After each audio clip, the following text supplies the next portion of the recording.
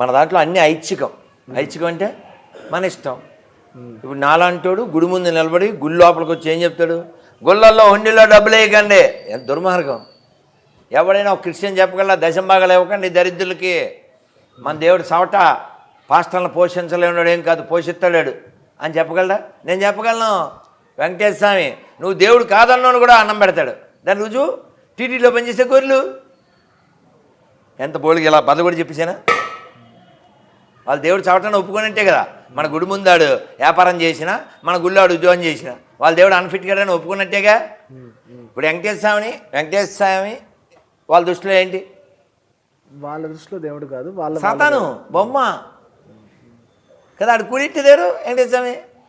దరిద్రం ఏంటంటే తిరుమల తిరుపతి దేవస్థానంలో దాదాపు 1000 మంది పైన గొర్రెలు ఉన్నాయి. సో వీళ్ళని తీసేయాలని మనం ఎప్పటి నుంచో పోరాటం చేస్తున్నాం. కోర్టు కూడా వెళ్ళాం.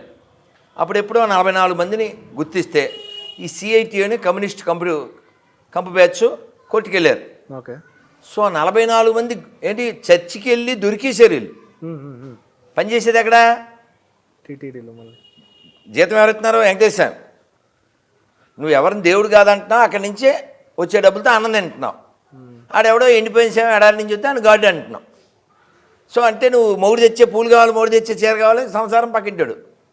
సో ఈ నోబడి బట్టే ప్రాస్టిట్యూట్ ఫెలో కదా. ఇలాంటి ప్రాస్టిట్యూట్ గారిని పట్టుకుంటే కోర్టు వాళ్ళని ఇంకా శిక్షించలేదు. ఇప్పుడు ఎవరన్నా 18 మందిని తీసుకెళ్ళారు. ఈ 18 మంది ఎవరు అంటే ఇంకా చాలామంది ఉన్నారు. వాడు ఏమని చెప్పి జాయిన్ అయ్యాడు? నేను హిందువుని చెప్పి జాయిన్ అయ్యాడు.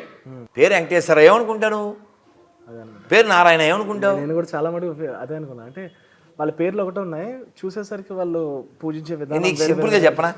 చర్చిలో జాన్ బాబు బయటకు వస్తే రాంబాబు. అంటే ఇక్కడ విషయం ఈ విషయం ఏంటంటే వీళ్ళకి నైతికత లేకపోవడం, సిగ్గుసేరలు నేను బతుకు అనమాట. ఇప్పుడు వాడు వెంకటేశ్వర గాడ్ కాదు అనుకుంటున్నాడు, అక్కడ ఎందుకు పని చేయాలి? వాడు గాడ్ అనే వాడిని అడగాలి కదా, ఒరే కూడెట్టరా అని.